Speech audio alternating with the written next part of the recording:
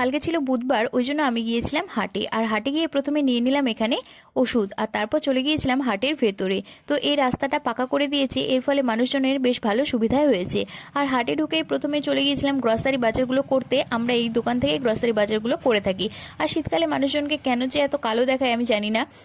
তো এখানে কি জিনিসগুলো নিলাম সেটা অবশ্যই তোমাদের বাড়ি গিয়ে শেয়ার করে থাকবো।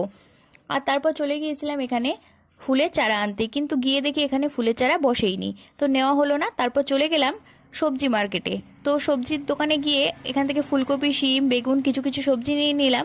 আর তারপর চলে গেলাম আলুর দোকানে। তো আলুর দাম শুনে তো মাথায় হাত, কিন্তু কিছু করার নেই, প্রত্যেকটা সবজিতে আলু তো ম্যান্ডেটারি। তো সেই জন্য এখান থেকে আলু নিয়ে নিলাম, আর কিছু কিছু সবজিও নিয়ে নিলাম। এখানে শীতের সব সবজি প্রায় ছিল। আর তারপর চলে গিয়েছিলাম মিক্সারের বাটিটা সারাতে, এটা খারাপ হয়ে গেছে ওই জন্য।